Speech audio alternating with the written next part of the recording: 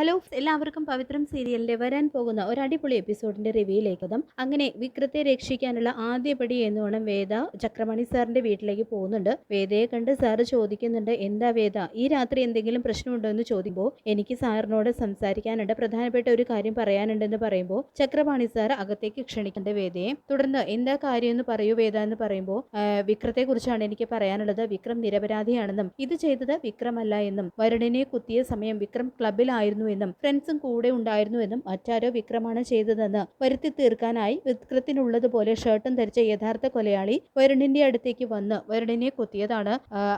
അദ്ദേഹം ശ്രീകാര്യം ശ്രീനിവാസിന്റെ വലം കൈയായിരുന്ന പുളിക്കൻ വിക്രമാണെന്നാണ് ഉറക്കെ പറഞ്ഞു. അന്നേരം അയാൾ തിരിഞ്ഞു നോക്കുകയും ചെയ്തു. വാസുവിന്റെ കൂടെയുള്ള ആൾക്കാരത് വിക്രമാണെന്ന് വരുത്തി തീർക്കാൻ കൊലയാളിക്ക് കഴിഞ്ഞു. അതുപോലെ പുളിക്കനും. അങ്ങനെയാണ് വാസവൻ വിക്രമാണ് കൊലയാളി എന്ന് ഉറപ്പിച്ചുകൊണ്ട് വിക്രത്തെ കൊല്ലാനായിട്ട് ഇപ്പോൾ നടക്കുന്നത്. അതുപോലെ പോലീസും എല്ലാവരും വിക്രത്തെ കുറ്റവാളിയായിട്ട് കണ്ടു കഴിഞ്ഞു. വിക്രത്തിന്റെ മൊഴി ഇതാണ് സർ, വിക്രത്തിന് നേരെയുള്ള തടസ്സം അത് നീക്കണം. വിക്രത്തെ എങ്ങനെയെങ്കിലും കോടതിയിൽ ഹാജരാക്കുമ്പോൾ എങ്ങനെയെങ്കിലും എനിക്ക് ജാമ്യം കിട്ടിയേ പറ്റൂ, ഇല്ലെങ്കിൽ വിക്രത്തിന്റെ ജീവൻ അപകടത്തിലാവും. ജാമ്യം കിട്ടിയില്ലെങ്കിൽ വിക്രത്തെ റിമാൻഡ് ചെയ്യും, അല്ലെങ്കിൽ കോടതിയിൽ. രണ്ടായാലും വാസവൻ അടങ്ങിയിരിക്കില്ല, വിക്രത്തിന്റെ ജീവൻ എടുക്കും, അത് ഉറപ്പാണ് സർ. അങ്ങനെ സംഭവിക്കാൻ പാടില്ല. വിക്രം നിരപരാധിയാണ് എന്നെല്ലാം വേദിയിൽ നിന്നും കേട്ട ശേഷം ചക്രപാണി സാർ പറയുന്നുണ്ട്, ഇനി ഒരു വഴിയുള്ളൂ, വിക്രം നിരപരാധിയാണെന്ന് തെളിയിക്കാൻ. അത് ചെയ്തവരെ കണ്ടെത്തണം. പിന്നെ വിക്രത്തിനെതിരെ മൊഴി കൊടുത്ത ആ പുളിക്കൻ, അയാളെ കയ്യിൽ കിട്ടിയാൽ നമ്മൾ രക്ഷപ്പെട്ടു, വിക്രത്തിന് ജാമ്യം കിട്ടും. അയാളെ കൊണ്ട് തന്നെ മൊഴി തിരുത്തി പറയിക്കണം വിക്രമല്ലാതെ ചെയ്തതെന്ന്. അങ്ങനെ സാധിച്ചാൽ വിക്രത്തെ രക്ഷിക്കാനാകും.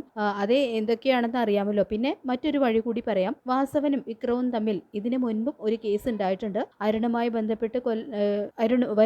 ബന്ധപ്പെട്ട് കൊല്ലപ്പെട്ട വരുണും വിക്രവും തമ്മിൽ കോടതിയിൽ ഏറ്റുമുട്ടിയിട്ടുണ്ട്. നമുക്ക് വേണമെങ്കിൽ അങ്ങനെ വാദിക്കാം, വിക്രം നിരപരാധിയാണെന്ന്. വാസവൻ മനഃപൂർവ്വം വിക്രത്തെ ചതിക്കാനായിട്ട് വിക്രത്തിന്റെ പേര് പറയുന്നതെന്ന് നമുക്ക് വാദിക്കാൻ സാധിക്കും. പക്ഷേ അതിന് തെളിവില്ല, കാരണം വിക്രമാണ് കുത്തുന്നതെന്ന് നേരിട്ട് കണ്ട വ്യക്തി പറയുന്ന പുളിക്കനാണ്. അവിടെ നമ്മൾ ഒതുങ്ങിപ്പോവും. ഇതിനി ഒറ്റ വഴിയുള്ളൂ, ഇന്ന് തന്നെ പുളിക്കനെ കണ്ടുപിടിക്കണം എന്ന് ചക്രപാണി സാർ പറയുന്നത് കേട്ട് വേദ പറയുന്നുണ്ട്, എനിക്ക് സാറിന്റെ സഹായം വേണം എന്ന് പറയുമ്പോൾ ഞാൻ ശ്രമിക്കാം, പുളിക്കനെ കണ്ടുപിടിക്കാൻ പറ്റുമോ എന്ന് ഞാൻ നോക്കട്ടെ. ഇത്രയും പറഞ്ഞിട്ട് വേദ അവിടെ നിന്നും പോകുന്നുണ്ട് കേട്ടോ. എന്ത് ചെയ്യണം, എങ്ങോട്ട് പോകണം, എങ്ങനെ പുളിക്കനെ കണ്ടുപിടിക്കും എന്നറിയാതെ കാറിലിരിക്കുന്നുണ്ട് വേദ.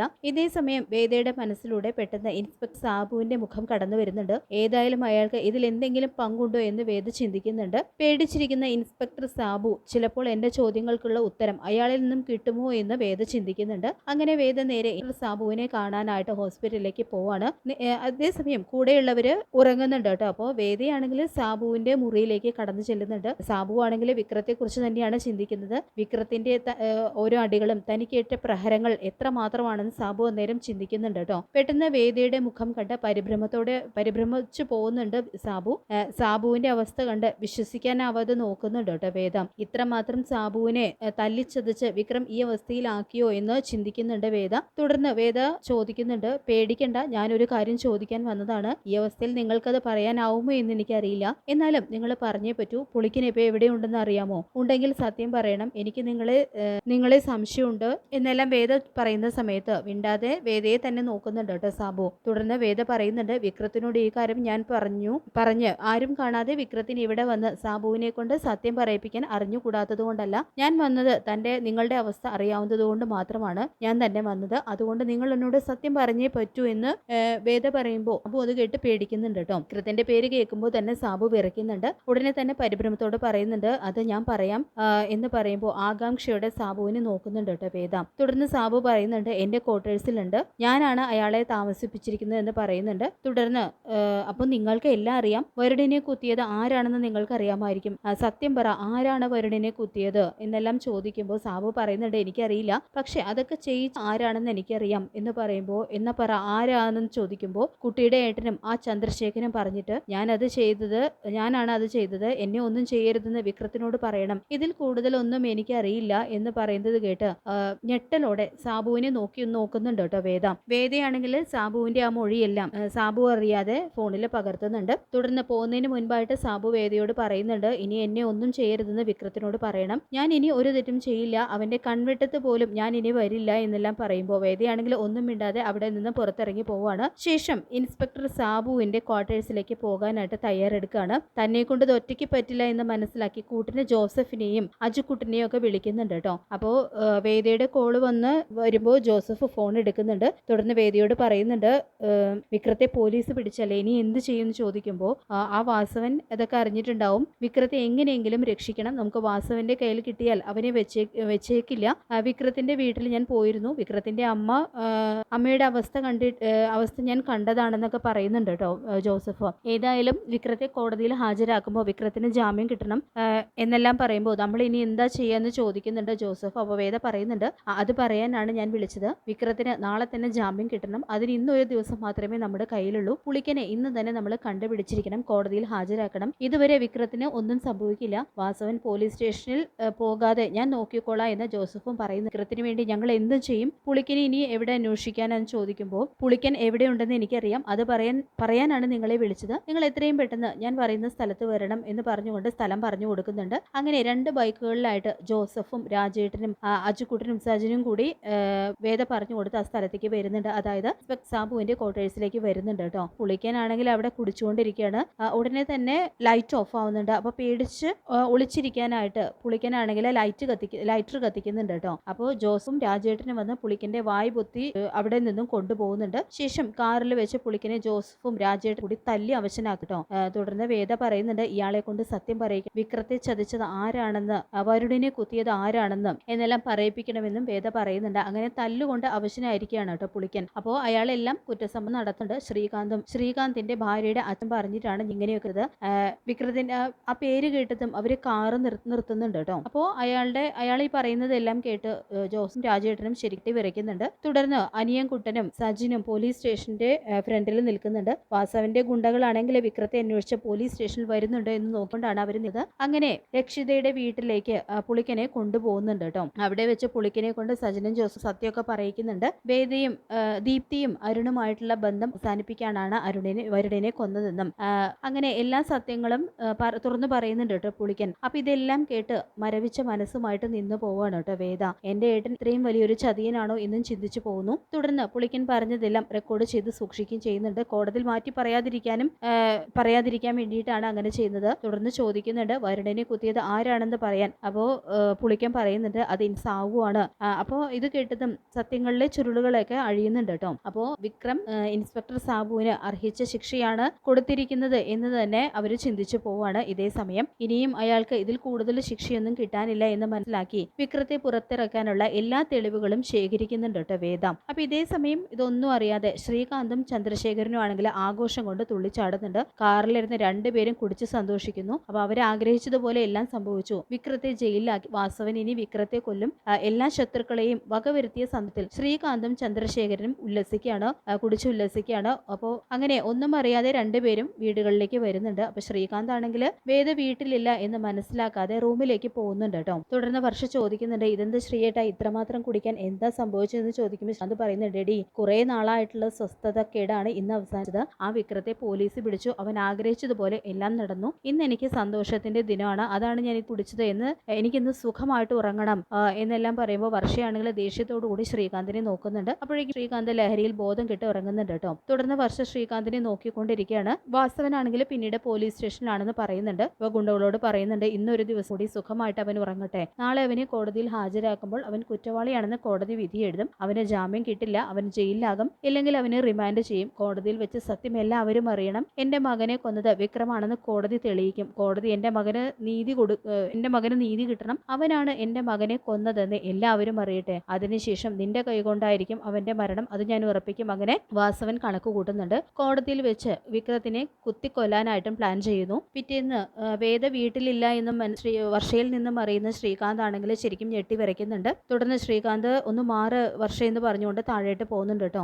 പിന്നീട് ശങ്കരനാരായണൻ പറയുന്നുണ്ട്, അവളെ അന്വേഷിക്കേണ്ട, വിക്രത്തെ രക്ഷിക്കാനായിരിക്കും അവൾ ഇന്നലെ രാത്രി ഇവിടെ നിന്ന് പോയത്, അവളെ ശ്രമിക്കട്ടെ, കോടതിയിൽ കൃത്യം അവനെ ഹാജരാക്കുമല്ലോ, അവള് തന്നെയായിരിക്കും ജാമ്യത്തിന് വേണ്ടിയിട്ട് കോടതിയിൽ വാദിക്കുന്നത് എന്നൊക്കെ പറയുമ്പോൾ ശ്രീകാന്ത് പറയുന്നുണ്ട്, അച്ഛാ അവന് ജാമ്യത്തില്ല എന്നുള്ള കാര്യം ഉറപ്പാണ്, പിന്നെ എന്തിനാ അവളിങ്ങനെ നാടൻ കെടാൻ വേണ്ടി അങ്ങോട്ട് വരുന്നത്, അച്ഛൻ തന്നെയല്ലേ കോടതിയിൽ വാദം കേൾക്കാൻ പോകുന്നത്, ഞാനും അവിടേക്ക് വരുന്നുണ്ട്, എനിക്കും കാണണം അവൾ അവിടെ വരുന്നുണ്ടോ ഇല്ലയോ എന്ന് പറയുമ്പോൾ അവള് വരും കൃത്യസമയത്ത്, അല്ലെങ്കിൽ അച്ഛൻ നോക്കിക്കോ. അങ്ങനെ വിക്രത്തിന്റെ പരാജയം കാണാനായിട്ട് വേദ ശ്രീകാന്തിന്റെ മുൻപിൽ തോൽക്കുന്നത് കണ്ണിറയെ കാണാനായിട്ട് ശ്രീകാന്ത് ശങ്കരനാരായണന്റെ കൂടെ കോടതിയിലേക്ക് വരുന്നുണ്ട്. അതുപോലെ വിക്രത്തെ കൊല്ലണമെന്ന് മനസ്സിൽ ഉറപ്പിച്ചുകൊണ്ട് വാസവനും അവിടേക്ക് വരുന്നുണ്ട് കേട്ടോ. തുടർന്ന് വിക്രത്തെ അവിടേക്ക് കൊണ്ടുവരുന്നു. ശ്രീകാന്ത് ആണെങ്കിൽ ഇപ്പോഴുകൂടി വിക്രത്തെ നോക്കിയിരിക്കുകയാണ്. തുടർന്ന് വിക്രവും ശ്രീകാന്തിനെ നോക്കുന്നുണ്ട് കേട്ടോ. ഇതേ സമയം വാസവൻ വിക്രത്തിന്റെ അരികിൽ പോയി പറയുന്നുണ്ട്, ഏതായാലും ഈ കോടതിയിൽ നിന്നും രക്ഷപ്പെടില്ല, പക്ഷെ ഞാൻ നിന്നെ രക്ഷപ്പെടുത്തും. എന്റെ മകൻ മരിക്കാൻ കാരണം നീയാണെന്നും അവനെ കൊന്നത് നീയാണോ എന്ന് തെളിയാൻ പോവാണ്. പക്ഷെ നിനക്കുള്ള ശിക്ഷ ഞാൻ തരും. ഈ കോടതിയിൽ നിന്നും ഇറങ്ങ്. ഞാനല്ല, ഞാൻ നിനക്കുള്ളത് കരുതി വെച്ചിട്ടുണ്ട്. നിനക്ക് എന്റെ മകനെ കൊന്നത് നീയാണെന്ന് നിയമത്തിന് മുൻപിൽ തെളിയിക്കാൻ വേണ്ടിയിട്ടാണ് ഞാൻ നിന്റെ ജീവൻ ബാക്കി വെച്ചിരിക്കുന്നത്. അല്ലെങ്കിൽ ഇപ്പോൾ തന്നെ നീ എന്റെ കൈകൊണ്ട് തീരുമായിരുന്നു. ഇതെല്ലാം വാസൻ പറയുന്നുണ്ടെങ്കിൽ വിക്രം ഒന്നും മിണ്ടുന്നില്ല. പിന്നീട് പോലീസ് വിക്രത്തെ കോടതിയിലേക്ക് കൊണ്ടുവരുന്നുണ്ട്. ഇതെല്ലാം കണ്ട് ശ്രീകാന്താണെങ്കിൽ ചിരിച്ചുകൊണ്ട് നിൽക്കുകയാണ് കേട്ടോ. അപ്പൊ വിക്രത്തിന്റെ കേസ് വാദിക്കാനായിട്ട് തുടങ്ങുന്നു. വിക്രത്തെ അവിടെ ഹാജരാക്കുന്നുണ്ട്. തുടർന്ന് വിക്രത്തിനോടായിട്ട് ചോദിക്കുന്നുണ്ട്, പ്രതിക്ക് വേണ്ടി വാദിക്കാനായിട്ട് ആരെങ്കിലും വന്നിട്ടുണ്ടോ എന്ന് ചോദിക്കുന്നുണ്ട് കേട്ടോ. അപ്പോൾ സുധാകരൻ മാഷും കമലാമ്മയും വിശ്വനും വിനായകനും എല്ലാവരും അവിടെ കോടതിയിൽ ഹാജരായിട്ടുണ്ട്. അപ്പൊ എല്ലാവരും ഈ ഒരു ചോദ്യം കേൾക്കുന്നതും ചുറ്റും നോക്കുകയാണ്. വാസവനും ശ്രീകാന്തും എല്ലാവരും ഉണ്ട് കേട്ടോ. അപ്പോൾ ദർശനം അവിടെ ഇരിക്കുന്നുണ്ട്. ഇതേ സമയം തന്നെ എല്ലാവരെയും ഞെട്ടിച്ചുകൊണ്ട് വേദ കോട്ടിട്ട് കോടതിയിലേക്ക് കയറി വരുന്നുണ്ട്. വേദയെ കണ്ട് വിക്രം ഞെട്ടലോടെ വേദയെ നോക്കുന്നുണ്ട് കേട്ടോ. തന്നെ രക്ഷിക്കാൻ വേദ ശ്രമിക്കുമെന്ന് അറിയാം, തന്നെ രക്ഷിക്കാൻ നോക്കുമെന്ന് അറിയാം, പക്ഷേ തനിക്കൊരിക്കലും ജാമ്യം കിട്ടില്ല എന്നെല്ലാം ഇങ്ങനെ വിക്രം ചിന്തിക്കുന്നുണ്ട് കേട്ടോ. തുടർന്ന് എതിർഭാഗം വക്കീല് വിക്രത്തിന്റെ കുറ്റങ്ങളൊക്കെ എണ്ണി എണ്ണി പറയുന്നുണ്ട്. എന്റെ ദൃക്സാക്ഷിയെ ഒളിക്കാനാണെന്ന് വിക്രവും വരുണും മുൻപ് നടന്ന കേസും വിക്രം വരുണിനെ തല്ലിച്ചതച്ചും തമ്മിലുള്ള വ്യക്തി വൈരാഗ്യവും വക്കീൽ അവിടെ എടുത്തിടുന്നുണ്ട്. തുടർന്ന് ശങ്കരനാരായണൻ പറയുന്നുണ്ട്, എതിർഭാഗത്തിന് എന്തെങ്കിലും പറയാനുണ്ടോ എന്ന് പറയുമ്പോൾ വേദ അവിടെ നിന്നും എഴുന്നേൽക്കുന്നുണ്ട്. എന്നിട്ട് വിക്രത്തെ ഒന്ന് നോക്കിയതിന് ശേഷം ചിരിക്കുന്നുണ്ട് കേട്ടോ. തുടർന്ന് ദൃഢനിശ്ചയത്തോടെ വിക്രത്തെ രക്ഷിക്കുമെന്ന ഉറച്ച മനസ്സോടെ വേദ പറയുന്നുണ്ട്, വിക്രം കുറ്റവാളിയാണെന്ന് ഇവിടെ പറഞ്ഞല്ലോ, അതിനുള്ള ദൃക്സാക്ഷിയായ പുളിക്കന്റെ മൊഴിയാണ് ഇവിടെ എടുത്ത് പറഞ്ഞിരിക്കുന്നത്. പോലീസ് സ്റ്റേഷൻ റിപ്പോർട്ട് അനുസരിച്ച് പുളിക്കന്റെ മൊഴി എടുത്തിട്ടുണ്ട്. അതിൽ വിക്രമാണ് വരുണിനെ കൊലപ്പെടുത്തിയത് എന്ന് പോലീസ് രേഖപ്പെടുത്തിയിട്ടുണ്ട്. എന്നാൽ ഒരു വശം കൂടി വിക്രമിനെ ആരും കണ്ടിട്ടില്ല. വിക്രം മുഖംമൂടി ധരിച്ചിരുന്നു. അത് കണ്ട ഒരാൾ ഇവിടെയുണ്ട്. തുടർന്ന് ജോസഫിനെ അവിടേക്ക് വരുത്തുന്നുണ്ട്. അപ്പൊ ജോസഫ് പറയുന്നുണ്ട്, ഞാൻ കണ്ടത് വരുണിനെ ഒരാൾ വന്ന് കുത്തുന്നത് മാത്രമാണ്. വിക്രത്തിന്റെ ഷർട്ട് പോലെ തോന്നുന്ന ഷർട്ടാണ് ഇട്ടിരുന്നത്, പക്ഷെ മുഖം കാണാൻ പറ്റില്ലായിരുന്നു. തീട്ട് അവിടുന്ന് ഓടി രക്ഷപ്പെട്ടു എന്നെല്ലാം മൊഴി കൊടുക്കുന്നു. വിക്രം എന്ന പേര് പുളിക്കനാണ് വിളിച്ചത്. അയാൾ തിരിഞ്ഞു നോക്കിയിട്ട് അവിടെ നിന്നും ഓടിപ്പോയി. അങ്ങനെയാണ് വിക്രമാണ് ആ കൊല ചെയ്തതെന്ന് മൊത്തം പരന്നത് എന്നെല്ലാം പറയുമ്പോൾ വേദ പറയുന്നുണ്ട്, വിക്രം നേരിട്ട് കണ്ടു എന്ന്. വിക്രമാണ് വരുണിനെ കുത്തിയതെന്നുമാണ് പുളിക്കൻ പറയുന്നത്. എന്നാൽ മറ്റാരും വിക്രത്തെ കണ്ടിട്ടില്ല. ഈ പറയുന്ന പുളിക്കൻ പോലും വിക്രത്തിന്റെ മുഖം കാണാതെയാണ് വിക്രത്തിന്റെ പേര് വിളിച്ചു പറഞ്ഞത്. അപ്പൊ അതിൽ നിന്ന് തന്നെ വ്യക്തമാണ് ഇത് മനഃപൂർവ്വം കരുതി കൂട്ടി പ്ലാൻ ചെയ്ത് നടത്തിയ ഒരു നാടകമാണെന്ന്. കാരണം വിക്രമാണ് അത് ചെയ്തതെന്ന് ആർക്കും ഇതുവരെ മനസ്സിലായിട്ടില്ല. മുഖം മൂടി ധരിച്ച് വരുണിനെ കുത്തണമെങ്കിൽ അതിന്റെ പിന്നിൽ ഗൂഢാലോചന തന്നെയാണ്. വിക്രത്തിന്റെ പേര് എടുത്തു പറഞ്ഞ് പുളിക്കൻ ഇതിൽ കുറ്റക്കാരനാണ്. കാരണം വിക്രത്തെ ഹത്യ ചെയ്യാനാണ് ശ്രമിച്ചത്. ചെയ്യാത്ത കുറ്റം വിക്രത്തിന്റെ തലയിൽ കൊണ്ടുവയ്ക്കുക മാത്രമായിരുന്നു പുളിക്കന്റെ ആവശ്യം. അതിലൂടെ വരുണിന്റെ അച്ഛനായ വാസവനെ കൊണ്ട് വിക്രത്തെ കൊല്ലിക്കണം. ഇത് മാത്രമാണ് അവർ കരുതി കൂട്ടിയിരുന്നത് എന്നെല്ലാം പറയുന്നുണ്ട് കേട്ടോ. ഇതേ സമയം വാസവന്റെ വക്കീല് പറയുന്നുണ്ട്, എന്താ തെളിവ്, വിക്രം അല്ല അത് ചെയ്തതെന്ന് പറയുമ്പോൾ വേദ പറയുന്നുണ്ട്, അതിന് തെളിവുണ്ട് എന്ന് പറയുമ്പോൾ വിക്രമും വാസവനും മാഷും കമലാമയും എല്ലാവരും വേദയെ തന്നെ നോക്കുന്നുണ്ട്. തുടർന്ന് പുളിക്കനെ എവിടേക്ക് കൊണ്ടുവരുന്നു. ശ്രീകാന്ത് അത് കണ്ട് ഞെട്ടിത്തെരിക്കുകയാണ്. അതുപോലെ വാസവും വിക്രമും എല്ലാവരും ഞെട്ടുന്നുണ്ട് കേട്ടോ. തുടർന്ന് വേദ തന്റെ വാദം കണ്ടിന്യൂ ചെയ്യാണ്. ഇതാണ് നിങ്ങൾ പറഞ്ഞ പുളിക്കൻ വരുണിനെ കുത്തുന്നത് നേരിട്ട് കണ്ട ഏക സാക്ഷി. വിക്രത്തിനെതിരെ സ്റ്റേഷനിൽ മൊഴി കൊടുക്കാതെ ഇത് പുളിക്കൻ തന്നെയാണ് എന്ന് പറയുമ്പോൾ പുളിക്കനോട് ചോദിക്കുന്നുണ്ട്, സത്യം പറയണം, വരുണിനെ കുത്തിയത് വിക്രമാണോ എന്ന് ഇപ്പോ പറയണം എന്നെല്ലാം ചോദിക്കുന്നുണ്ട്. അപ്പൊ പേടിച്ചു വിറച്ചുകൊണ്ട് ശ്രീകാന്തിനെ തന്നെ നോക്കുന്നുണ്ട് പുളിക്കൻ. ശ്രീകാന്ത് ആണെങ്കിൽ വെട്ടി വിയർത്ത് നിൽക്കുകയാണ്. തന്റെ പേര് പറയുമോ എന്ന് പേടിച്ചുകൊണ്ട്. അപ്പോൾ പുളിക്കൻ പറയുന്നുണ്ട്, ഞാൻ പറഞ്ഞത് കള്ളാണ്, വിക്രമല്ല വരുണിനെ കുത്തിയത് എന്ന് പറയുമ്പോൾ വേദ തുടർന്ന് ചോദിക്കുന്നുണ്ട്, പിന്നെ നിങ്ങൾ എന്തിനാണ് വിക്രത്തിന്റെ പേര് പറഞ്ഞത്, വിക്രമാണത് ചെയ്തതെന്ന് ആര് പറഞ്ഞിട്ടാണ് നിങ്ങളെ അങ്ങനെയെല്ലാം പറഞ്ഞതെന്നെല്ലാം ചോദിക്കുന്നുണ്ട്. അപ്പോൾ വാസുവിനും ഇതെല്ലാം കേട്ട് ഞെട്ടിത്തെരിച്ച് നിൽക്കുകയാണ് കേട്ടോ. തുടർന്ന് പുളിക്കൻ പറയുന്നുണ്ട്, ശ്രീകാന്തിന്റെ മുഖത്ത് കൈ ചൂണ്ടിക്കൊണ്ട് പറയുന്നുണ്ട്, ദേ അവിടെ ഇരിക്കുന്ന ശ്രീകാന്ത് പറഞ്ഞിട്ട് വിക്രത്തിന്റെ പേര് പറഞ്ഞത് കൂടെ ശ്രീകാന്തിന്റെ ഭാര്യയുടെ അച്ഛനും ഉണ്ടായിരുന്നു. ഇവർ രണ്ടുപേരുമാണ് ഇതൊക്കെ പ്ലാൻ ചെയ്തത് എന്ന് പറയുന്നുണ്ട്. അപ്പോൾ വേദയാണെങ്കിൽ ശ്രീകാന്തിനെ നോക്കുന്നുണ്ട് കേട്ടോ. തന്റെ കൂടെ നടന്ന് ചതിച്ച് ശ്രീകാന്ത് ആണെന്ന് തിരിച്ചറിയുന്നുണ്ട് വാസവൻ. അപ്പോൾ ശങ്കരനാരായണനാണെങ്കിലും ഇതെല്ലാം കേട്ടിട്ട് ദേഷ്യത്തോടെ ശ്രീകാന്തിനെ തന്നെ നോക്കുന്നുണ്ട് കേട്ടോ. തുടർന്ന് വേദ പറയുന്നുണ്ട്, എന്തിനു വേണ്ടിയാണ് ഇയാൾ നിങ്ങളെ കൊണ്ട് ഇതെല്ലാം പറയിപ്പിച്ചത് എന്നെല്ലാം ചോദിക്കുമ്പോൾ പുളിക്കൻ പറയുന്നുണ്ട്, അതെനിക്കറിയില്ല സർ.